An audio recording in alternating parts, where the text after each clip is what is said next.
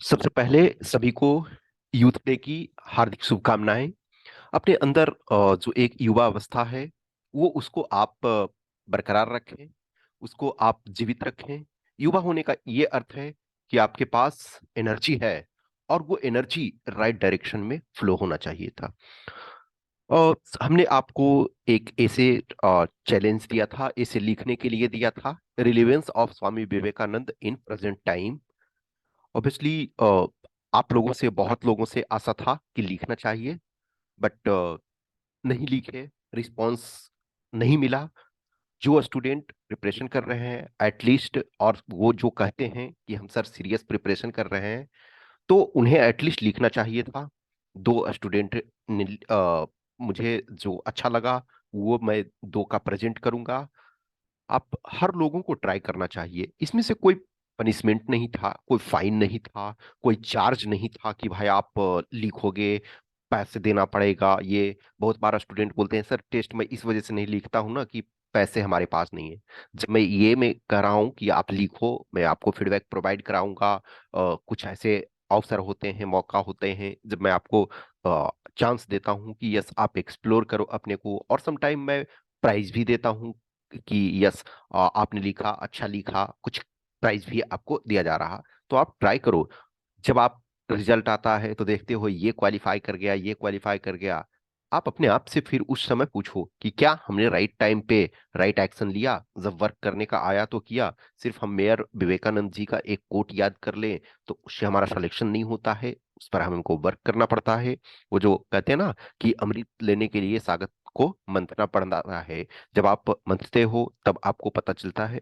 ये जो दो स्टूडेंट हैं जो जिनका मैं प्रेजेंट कर रहा हूँ, ये जो एक है, आज वाला जो ये है ये ललित ने लिखा है। और नेक्स्ट और जो है नेक्स्ट वाले में प्रीतम का ये प्रेजेंट करूंगा। ये दोनों कैंडिडेट हैं, ऑब्वियसली वर्तमान में जॉब में है। असिस्टेंट कमांडेंट का दोनों मल्टीपल टाइम रिटेन क्वालिफाई हैं, और ऑब्वियसली आई होप 2021 वाले में दोनों का हो जाएगा रिजल्ट। अब तक हो गया हुआ होता यदि टाइम पे हुआ होता तो जो कैंडिडेट को कभी कभी बहुत सारे स्टूडेंट के बारे में मैं बोलता हूँ ना कि ये कैंडिडेट हर हाल में क्वालिफाई करेगा, इस वजह से नहीं कि मेरा अफेक्शन उस कैंडिडेट के प्रति ज्यादा है, नहीं। ये मैं उनके हार्डवर्क को देख करके कहता हूँ। जब मुझे ये लग जाता है कि हाँ अब ये स्टूडेंट उस लेवल का वर्क कर रहा है। कुछ ऐसे स्टूडेंट होते हैं जिन्हें कोई भी टास्क दे रहा हूँ वो कंप्लीट करते हैं, कुछ ऐसे होते हैं जो हाँ चल ठीक है 2 मिनट देखे उसके बाद रहने दो, रजाई में घुसे रहो। तो ऐसे नहीं होता है। आप यदि विवेकानंद जी को फॉलो करते हो तो आपको वर्क भी करना चाहिए।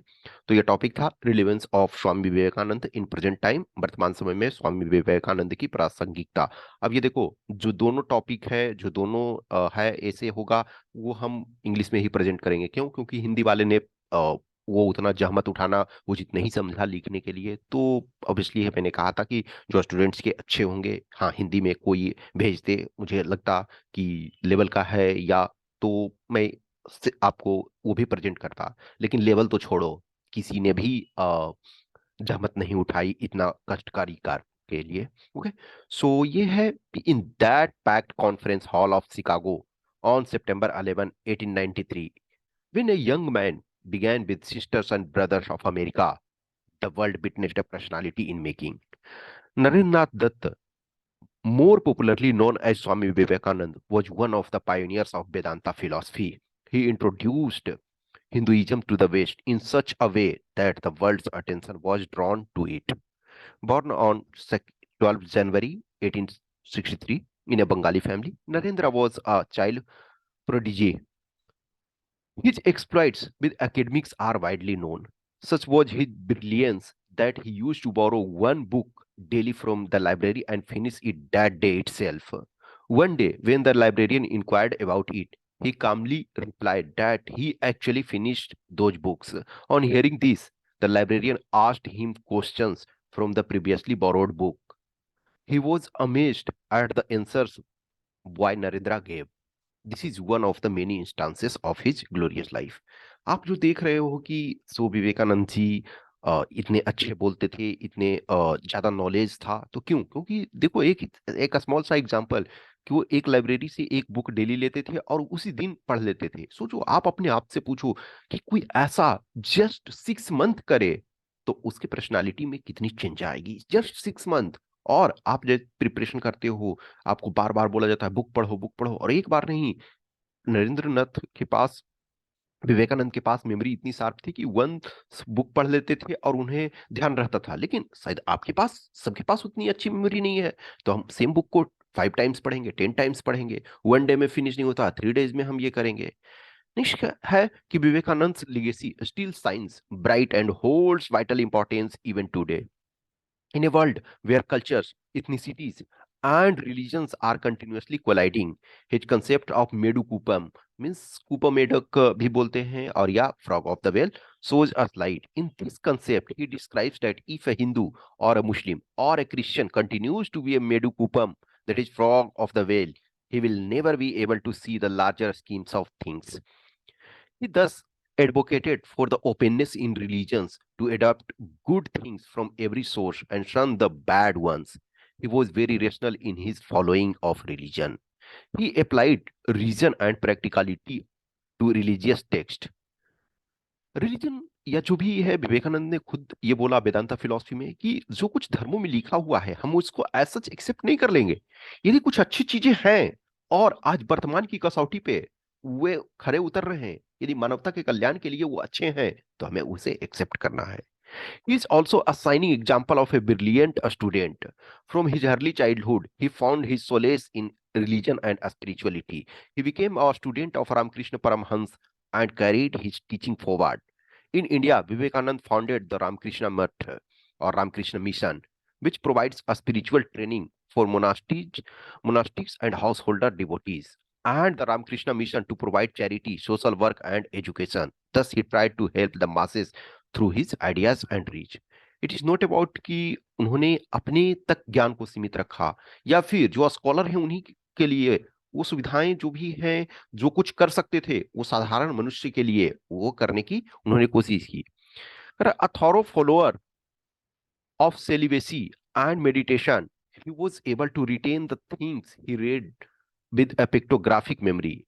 His thoughts were often conflicting and way ahead of his time. वो जो कहते हैं ना कि समय के पहले सोचते थे कि कल क्या होने वाला है उसके विषय में, और कल किस ढंग का सोसाइटी का हम निर्माण करना चाहते हैं उसके विषय में।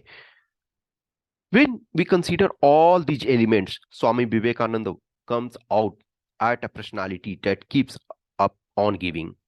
He consolidates our belief on religion being a constructive way of living, respect for women, working for the upliftment of the poor, being rational in our ideas are some ideas which are never going to lose relevance.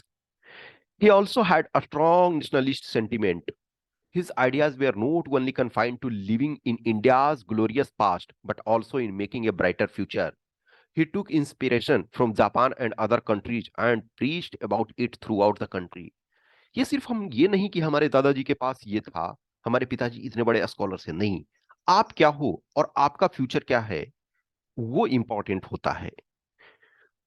As we are taking leaps in technological development and economic progress, his ideas keep us grounded to the reality. They make us realize that morality and humanity are the pillars on which development should be based. Amongst war, geopolitical conflicts, we are overlooking the basic idea of humanity. Vivekananda's teachings take us back to that basic idea, be it governance, administration, personal life, or political ideologies. If we are considerate enough to incorporate his ideas in these realms, we will surely contribute to a brighter future. Swami Vivekananda died very young. Such was his level of self knowledge that before his death, he gathered his students around him and told them that his time on this planet was coming to an end. This makes us wonder about our inner knowledge of ourselves. How well do we know our mind and how do we utilize it are the questions answered by his life. He gave us ideas on making solitude constructive and living a minimalist life. He is a primary example against materialism. On a temporal scale, Vivekananda's life is an example of how we can live a lot in such a small period of time. He was a gem that we lost too early. But in his own views, we must take valuable lessons from the great journey that his life was. All of us are suffering from one thing or the other. We have our own challenges to face. But we must remember that through mental strength and courage, we can accomplish things we never expected ourselves to do. In Swami Vivekananda's words, arise, awake, and stop not till the goal is reached. तो ये एक अच्छा ऐसे था, शायद 731 words के करीब में है। 750 से हमने 100 के ये 1000 के आसपास बोला था, तो 731 वर्ड्स हैं टोटल।